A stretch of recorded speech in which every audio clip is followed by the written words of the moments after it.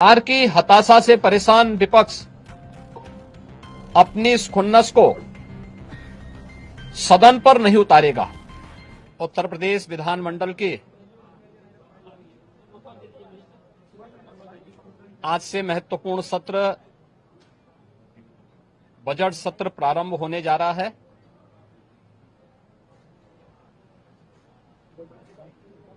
विधानमंडल की इस कार्रवाई में भाग लेने के लिए आए हुए सभी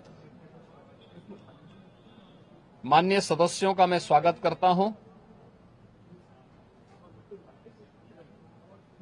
वर्ष का जो प्रारंभिक सत्र होता है, यह राज्यों के अंदर महामहिम राज्यपाल जी के अभिभाषण से इस सत्र की शुरुआत होती है। इसके अलावा वर्ष भर के लिए राज्य सरकार का बजट भी इसी सत्र के दौरान पारित होता है। अन्य विधायी कार्यों के साथ ही जनहित से जुड़े हुए, राज्य के विकास से जुड़े हुए महत्वपूर्ण मुद्दों पर भी सदन में चर्चा होती है। आज विधानमंडल की कार्रवाई प्रारंभ होने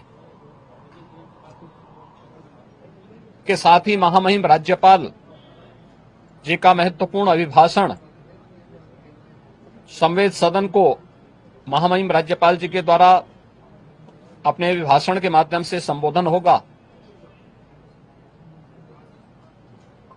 इसके उपरांत कल से महामहिम राज्यपाल के भाषण पर सदन में चर्चा भी होगी। 20 फरवरी को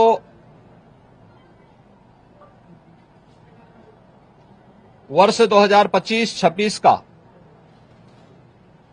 उत्तर प्रदेश का सामान्य बजट सदन में प्रस्तुत होगा। सदन 18 फरवरी से लेकर 5 मार्च तक के लिए प्रस्तावित किया गया है। उत्तर प्रदेश के इतिहास में ऐसे बहुत कम क्षण आए हैं जब इतने लंबे समय के लिए सदन आहूत किया गया हो, लेकिन सदन की कार्रवाई सुचारू रूप से संपन्न हो, यह केवल सत्ता पक्ष का ही दायित्व नहीं होता है, बल्कि विपक्ष का भी उतना ही महत्वपूर्ण दायित्व बनता है। सदन चर्चा परिचर्चा का एक मंच बने। उत्तर प्रदेश के विकास को लेकर के डबल इंजन की भारतीय जनता पार्टी की सरकार ने पिछले लगभग 8 वर्ष के अंदर जो प्रतिमान स्थापित किए हैं, वह अभूतपूर्व है। उसकी झलक अभिभाषण के माध्यम से भी और सदन के अंदर चर्चा परिचर्चा के माध्यम से भी देखने को मिलता है। उत्तर प्रदेश के परसेप्शन में आए हुए व्यापक बदलाव देश और दुनिया के द्वारा उत्तर प्रदेश को आकर्षण का केंद्र मानते हुए जो वर्तमान में स्थितियां दिखती हैं, स्वाभाविक रूप से हताश और निराश विपक्ष इन मुद्दों पे चर्चा करने से भागने का प्रयास करता है, सदन की कार्रवाई में बाधा पैदा करने का प्रयास करता है। विपक्ष अगर सार्थक चर्चा को आगे बढ़ाने में मदद करेगी तो मेरा अनुमान है कि यह एक बहुत अच्छा सत्र, बजट सत्र हो सकता है, जिसमें अगले 5 मार्च तक चलने वाली सदन की कार्रवाई को न केवल महामहिम राज्यपाल जी के भाषण पर चर्चा करने और सभी सदस्यों को अपनी बात को रखने का, बल्कि सामान्य बजट और अनुदान मांगों पर भी चर्चा के साथ ही विधायी कार्यों को संपन्न करने के साथ साथ अन्य महत्वपूर्ण मुद्दों पर भी, जनहित से जुड़े हुए महत्वपूर्ण मुद्दों पर भी प्रभावी चर्चा का एक मंच सदन बन सकता है और माननीय सदस्यों को अपनी बात को प्रभावी ढंग से रखने का एक अवसर भी प्राप्त होगा।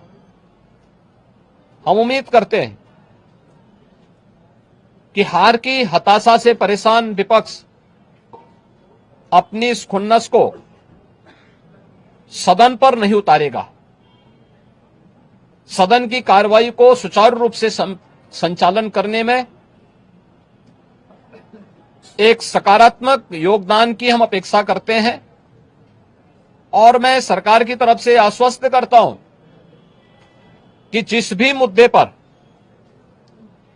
यद्यपि अभिभाषण और बजट अपने आप में समग्रता को लेकर के दो महत्वपूर्ण मुद्दे होते हैं जिनमें विपक्ष ही नहीं बल्कि सदन का हर सदस्य अपनी बात को प्रभावी ढंग से रख सकता है, लेकिन इसके इतर भी अगर किसी मुद्दे पर विपक्ष चर्चा करना चाहेगा, सरकार उसका तथ्यात्मक जवाब देने के लिए पूरी तौर पर तैयार है। लेकिन हम चाहते हैं कि एक सार्थक चर्चा का मंच सदन बनने चाहिए।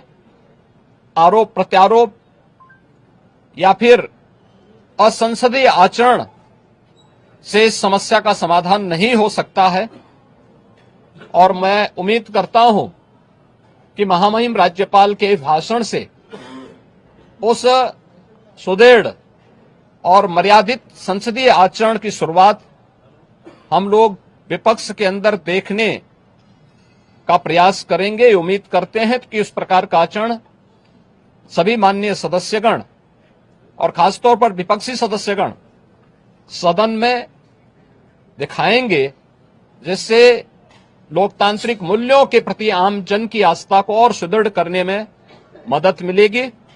मैं एक बार फिर से